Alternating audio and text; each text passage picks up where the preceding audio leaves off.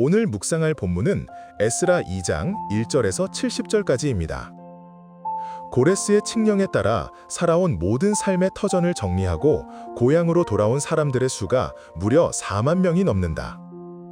물론 예루살렘 성전과 나라를 재건하기에는 턱없이 부족한 숫자이기는 하다. 하지만 이들을 통해서 유다의 재건의 첫걸음이 시작되게 되었다는 점에서 이들은 너무도 귀한 자들임에 틀림없다. 전체적으로 볼 때 주목할 만한 점들이 몇 가지 있어 보인다. 우선은 이들이 다양한 계층의 사람들로 구성되었다는 점이다. 지도층 인사들로부터 비롯하여 종의 신분까지 그야말로 다양하다. 이렇게 이질적이고 잘 어울릴 것 같아 보이지 않는 계층의 사람들이 모두 함께 돌아왔다는 사실이 감동이다. 여기에 어떠한 부조화나 긴장감 혹은 차별적 모습도 보이지 않는다. 한마디로 아름다운 연합을 이루고 있다는 말이다. 성전을 재건하고 나라를 재건하는 데에는 스룹바벨 같은 정치 지도자나 제사장 예수와 같은 종교 지도자들도 있어야 하겠지만 허드렛 일을 묵묵히 감당하는 종의 신분을 가진 이들도 있어야만 한다. 어느 누구도 재건에 필요 없는 이들이 없다. 하나님의 교회도 마찬가지라 생각된다. 교회 안에는 목사나 장로같이 교회를 이끌어가는 지도자들도 필요하지만 동시에 자질구레하고 허드렛 일을 묵묵히 감당하는 섬김의 종들도 있어야 한다. 교회는 마치 몸과 같아서 어느 하나 소중하지 않은 사람이 없다. 다양한 사람들이 주님의 사랑 안에서 하나가 되어 섬기는 곳이 바로 교회이다. 그런 면에서 교회가 깊은 영성이나 신앙도 있어야 하겠고 체계와 조직도 있어야 하겠지만 그것보다도 우선되는 것이 주의 사랑 안에서 탁월한 연합과 하모니를 이루는 것이다. 이런 교회라야 미래가 있다. 신분도 다르고 출신도 다르고 학벌도 다르고 생긴 모양도 다 다르지만 1차 포로귀환 때의 사람들처럼 이러한 하나됨을 이룰 때 영적 성전 재건이 이미 절반은 성공을 이루고 있는 셈이다.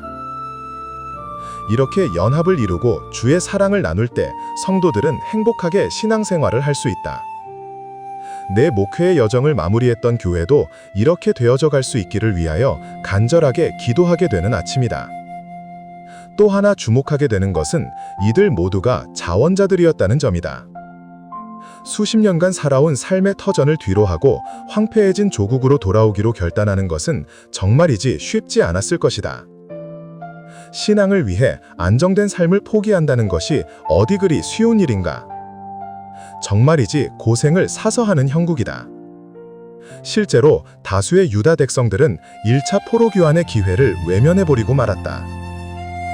그러지만 5만 명도 채 되지 않는 이 소수의 사람들은 자원하여 보따리를 쌌다.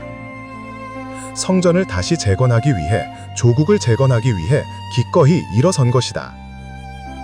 그 험난한 여정을 모두 감수하겠다는 자원하는 마음이 있었기에 가능한 행동이었다. 성전 건축에 필요한 기금도 누가 강요하거나 할당제로 마련한 것이 아니었다. 모두 자원자들의 헌신을 통하여 넉넉히 채워졌다. 기독교의 역사를 보면 하나님의 교회 역시 언제나 이러한 자원자들을 통하여 세워져 왔고 앞으로도 그럴 것이라 믿는다. 목회자에게도 자원하는 특심이 있어야 한다. 교회의 사이즈를 보거나 이런저런 것들을 보고 목양지를 결정해서는 안 된다.